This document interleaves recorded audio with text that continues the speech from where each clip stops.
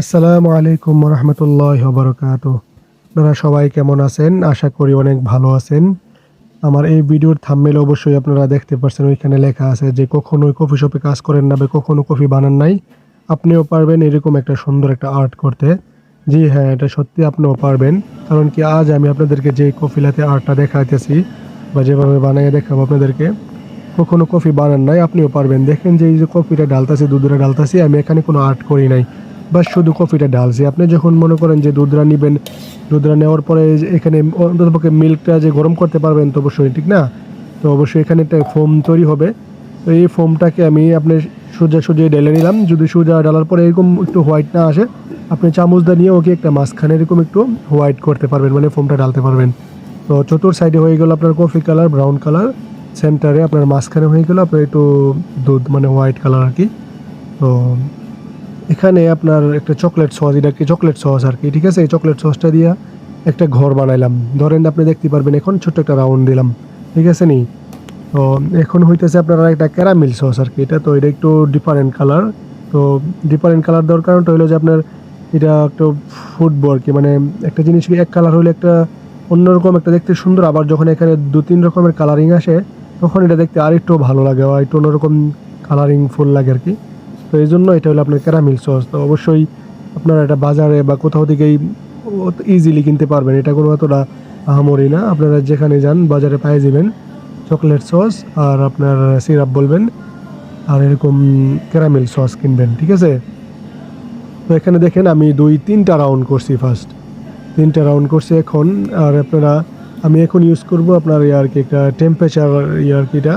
But আপনারা ইচ্ছা করলে কাঠি বা টুথপিক এরকম ধরনের কোনো কিছুই আপনারা ইউজ করতে পারবেন, যেটা আপনার কাছে ইজিলি আপনারা পান, আপনাদের হাতের কাছে, আপনারা এটা দিয়েই করতে পারবেন। ধরেন আপনারা ঘরেই বানাইতেছেন বা এরকম কিছু নাই, সমস্যা নাই, আপনারা যে কোনো কাঠি বা টুথপিক এরকম কিছু দিয়েও ইউজ করতে পারবেন। দেখছেন কত ইজিলি সুন্দর একটা আর্ট হয়ে গেছে।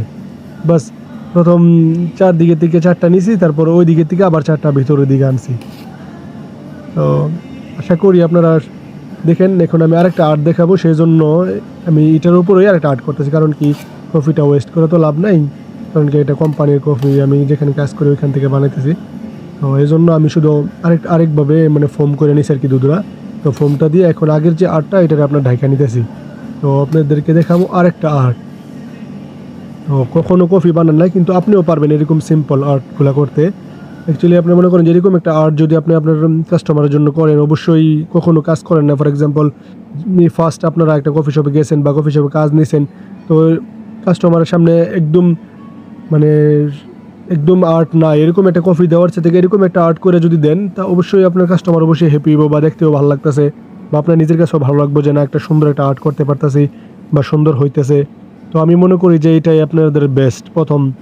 যতদিন পর্যন্ত আপনারা ওই যে আমরা যে সময় কফি ঢাইলেই মানে আর্ট করি, ওই আর্টটা যতদিন পর্যন্ত আপনারা শিখতে না পারেন, এতদিন পর্যন্ত আপনারা অন্ততপক্ষে এরকম ধরনের কিছু কিছু আর্ট আছে, অত ইজি ইজি আর্ট আছে, আরও অনেক সুন্দর সুন্দর সুন্দর আর্ট আছে ইজিলি, ঠিক আছে? ওই আর্টগুলো আমি আপনাদের সামনে তুলে ধরবো, যেন আপনারা কখনোই মানে একদম নিউ থেকেই আপনারা যেন একটা মানে কনফিডেন্স ফিল করেন। যেখানে আমি একটা কাস্টমার যখন এই আর্ট মানে এই কফিটা দিব, আমি একটা কনফিডেন্স ফিল করবো যে না, মানে ও লাইক করবে, একটা ছবি তুলবো। যখন আমি এটা মানে আমি একদম নতুন, ঠিক আছে, আমি একটা কফি বানাইছি, আর্ট করতে পারি না ওইভাবে মানে ঢালার মধ্যে, তখন আমি একটা নার্ভাস ফিল করি যে এই কফিটা নিয়ে যাবো, মানে কাস্টমারের সামনে একটু সেম ফিল করি, এরকম একটা মানে সরম সরম লাগে আর কি, ঠিক আছে? কিন্তু আমি যদি এরকম একটা আর্ট করে দেই, তখন কিন্তু আমি একটু সরম লাগে না, আমার কাছে গর্বিত লাগবো, বা কাস্টমারের সামনে যখন যাবো আমি একটা কনফিডেন্স ফিল করবো যে না, মানে কফিটা দেখে আরও খুশি হইব।